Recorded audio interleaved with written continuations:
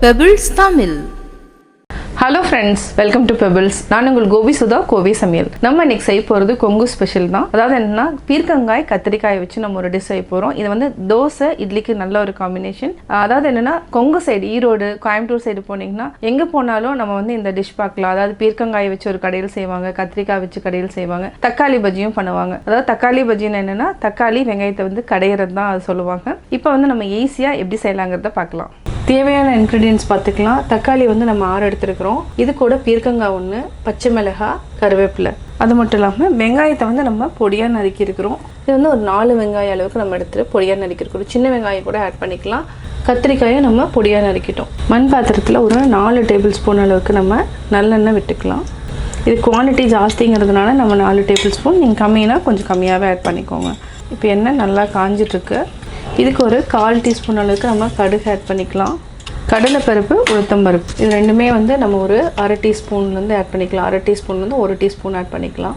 இது நல்லா பொன்னிறாகட்டும். பொன்னிறானதுக்கப்புறம் நம்ம வெங்காயத்தை ஆட் பண்ணிக்கலாம். வெங்காயம், பச்சை மிளகாய், கருவேப்பிலை 3யுமே ஆட் பண்ணிக்கலாம். இந்த கடையில் வந்து என்னென்னா நீங்கள் மண் சட்டியில் பண்ணுறப்போ டேஸ்ட் வந்து ரொம்ப நல்லாயிருக்கும். இந்த மாதிரி பெருசாக இருந்துச்சுன்னா சீக்கிரமாகவும் வெந்துடும். கடாயில் நீங்கள் செய்கிறப்போ எப்போவுமே வந்து ஹை ஃப்ளேம் வைக்கிறத விட மீடியம் ஃப்ளேம் வச்சு யூஸ் பண்ணுங்கள். பொன்னிறம் ஆகிடுச்சு. இப்போ நம்ம வெங்காயம், பச்சை மிளகாய், கருவேப்பிலை ஆட் பண்ணிக்கலாம். நல்லா பரட்டி விடுங்க. இதை வந்து 3லேருந்து 5 நிமிஷம் வரைக்கும் சிம்மில் வச்சுட்டு நல்லா பரட்டிக்கலாம். இப்போ நம்ம தேவையான அளவு உப்பு சேர்த்துக்கலாம். உப்பு சேர்த்துட்டு நல்லா வதக்கிடுங்க. இப்போ நம்ம செகண்டில் வந்து கத்திரிக்காயை ஆட் பண்ணிக்கலாம். கத்திரிக்காய் பார்த்திங்கன்னா உப்பு தண்ணியில் போட்டு வச்சதுனால வெள்ளையாகவே அப்படியே இருக்குது. இது வந்து பிஞ்சு கத்திரிக்காய்ங்கிறதுனால உங்களுக்கு டேஸ்ட்டும் ரொம்ப நல்லாயிருக்கும். இப்போ நம்ம மஞ்சத்தூளும் மிளகாத்தூளும் ஆட் பண்ணிக்கலாம். தக்காளி நம்ம 3ஆவதாக சேர்த்தணும். ஒரு 1/4 டீஸ்பூன் அளவுக்கு மஞ்சத்தூள், மிளகாத்தூள் நம்ம ஒரு 3/4 டீஸ்பூன் அளவுக்கு போட்டுக்கலாம். இதையும் சேர்த்து நல்லா மிக்ஸ் பண்ணி விடுங்க. இது ஒரு 2 நிமிஷம் வரைக்கும் நல்லா வதங்கட்டும். வதங்கினதுக்கப்புறம் நம்ம தக்காளி சேர்த்துக்கலாம்.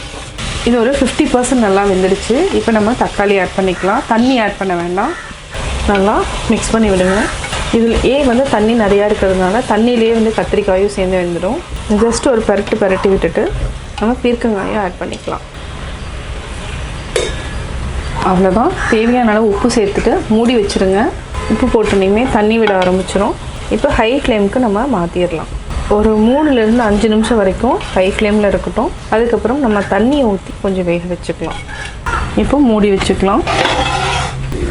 3 மினிட்ஸ் ஆகிடுச்சு. இப்போ பார்க்கலாம். நிறைய தண்ணி விட்டுருக்கு. இதை நல்லா பரட்டி விடுங்க. அடி பிடிக்காமல் பார்த்துக்கலாம். இப்போ நம்ம அப்படியே மத்த இருந்துச்சுன்னா மத்த வச்சு லைட்டாக அப்படியே மசிச்சு விடலாம். தண்ணி தேவைன்னா நம்ம ஆட் பண்ணிக்கலாம். இது மாதிரி ஒரு 3 மினிட்ஸ் பண்ணிங்கன்னா சீக்கிரமாக ரெடி ஆகிடும். நல்லா மசிச்சிட்டோம். இது மாதிரி இன்னொரு 2 நிமிஷம் வரைக்கும் இப்படி பண்ணுங்கள். நார்மலாக பார்த்தீங்கன்னா இது வந்து சூடு தண்ணி எடுத்துகிட்டு இந்த சூட்டோடையே வந்து இந்த மற்ற வச்சு கடைஞ்சா ரொம்ப அதாவது ஈஸியாக கடையலாம்.